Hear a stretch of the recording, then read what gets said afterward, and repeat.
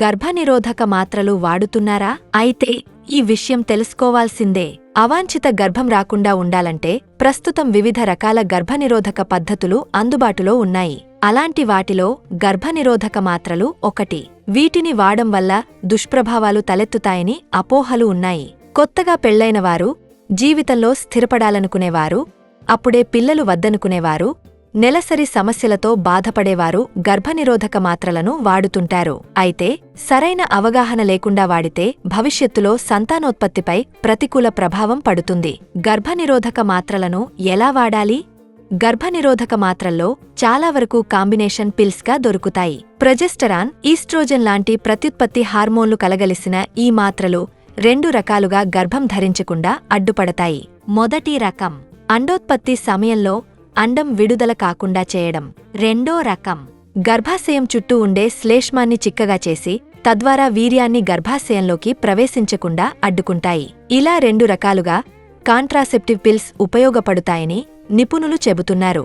వీటిని 21, 24, 28 రోజుల ఋతుచక్రముండే వారు రోజుకు 1 చొప్పున ఒకే సమయానికి వేసుకోవాల్సి ఉంటుందని వైద్యులు సూచిస్తున్నారు.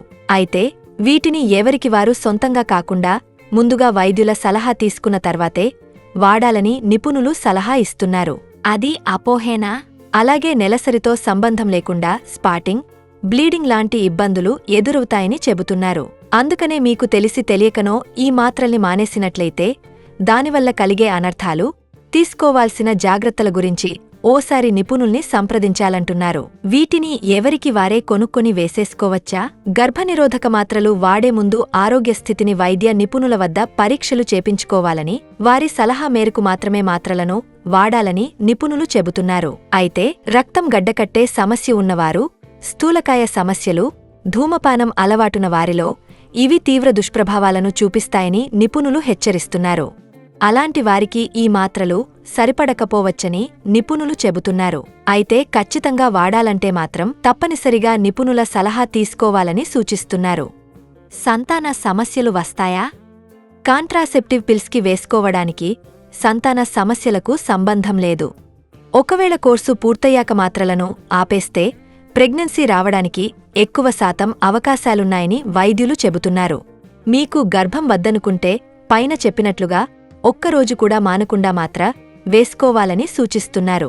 అయితే కొంతమంది ప్రెగ్నెన్సీ కోసం ప్లాన్ చేసుకునే క్రమంలో మాత్రలు వేసుకోవడం ఆపేసినా త్వరగా గర్భం ధరించకపోవచ్చని చెబుతున్నారు. అలాంటి వారిలో గతంలో నెలసరి సమస్యలుండడం, వారి వయస్సు పైబడడం, సహజ సిద్ధంగా గర్భం ధరించలేకపోవడం లాంటి కారణాలు కూడా కావచ్చని ఆమె చెబుతున్నారు. నిపుణుల సలహాతో వాడాలి. అయితే మీరు తరచుగా వేసుకునే కొన్ని రకాల మాత్రలు లైంగికాసక్తిని తగ్గించడం, నీరసం, అలసట, ఋతుచక్రం మధ్యలో బ్లీడింగ్ కావడం లాంటి వంటి దుష్ప్రభావాలకు కారణమయ్యే అవకాశాలు ఉంటాయంటున్నారు. అందుకోసమే ఏదేమైనా సొంత వైద్యం చేసుకోకుండా వైద్యుల సలహా మేరకు మాత్రమే వీటిని వాడాలని వైద్య నిపుణులు హెచ్చరిస్తున్నారు.